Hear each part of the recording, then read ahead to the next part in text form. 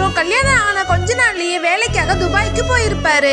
இவருக்கு ஒரு பெண் குழந்தையும் பிறந்திருக்கும். அது பிறக்கும் போதே பிசிக்கலி சேலஞ்சா தான் இருக்கும். இவர் திரும்பி ஊருக்கு வர அன்னைக்கு பாப்பாவை நான் 11 வருஷமா பாத்துக்கிட்டேன், இனிமே நீங்க தான் பாத்துக்கணும்னு சொல்லி அவரோட ஒய்ஃப் லெட்டர் எழுதி வச்சுட்டு ஓடி போயிடுறாங்க. இப்ப இவரும் அந்த பொண்ணு கிட்ட பேசலான்னு போனா அந்த பொண்ணு பயங்கரமா கத்த ஆரம்பிக்கிறா. இப்ப இவங்க வீட்டுல இருக்கவங்களும் அந்த பொண்ணை கொண்டு போய் ஆசிரமத்துல விட்டுருன்னு சொல்லி சொல்றாங்க. இவரோட தம்பி பொண்ணு அவள மாதிரி ஆக்ட் பண்ணி காமிச்சா அவளுக்கு ரொம்ப பிடிக்கும்னு சொல்லிட்டு ஆக்ட் பண்ணி காட்டுறா. அத பாக்குற இவரும் அந்த பொண்ணு மாதிரி இவரும் நடக்க ட்ரை பண்றாரு. ஆனா அவரால கொஞ்ச தூரம் கூட நடக்க முடியல. நம்ம பொண்ணுக்கு இப்படிதானே கஷ்டமா இருக்கும்னு சொல்லி ரொம்பவும் ஃபீல் பண்றாரு. இப்ப பக்கத்து வீட்டுல இருக்கவங்களும் இந்த பொண்ணு இப்படி கத்துறதால எங்களால இங்க நிம்மதியா இருக்க முடியல, அதனால நீங்க இந்த வீட்டை காலி பண்ணிட்டு போயிடுங்கன்னு சொல்லி சொல்றாங்க.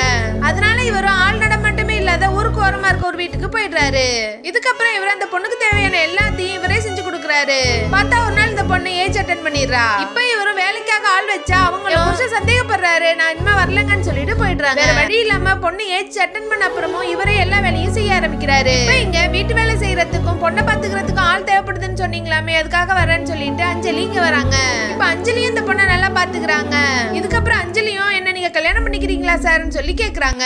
சரின்னு இவரும் கல்யாணம் பண்ணிக்கிறாரு. அதுக்கப்புறம் தான் தெரியுது அஞ்சலி அந்த வீட்டை எழுதி வாங்குறதுக்காக தான் இப்படி டிராமா பண்ணிருக்காங்கன்னு சொல்லிட்டு. இப்ப இவரும் அந்த வீட்டை எழுதி கொடுத்துட்டு அந்த வீட்டை விட்டு தான் பொண்ணை கூட்டிட்டு வெளியே போயிடுறாரு. இதுக்கப்புறம் இவங்க என்ன ஆனாங்கன்னு தெரிஞ்சுக்க மறக்காம நம்ம சேனல்ல சப்ஸ்கிரைப் பண்ணிக்கோங்க.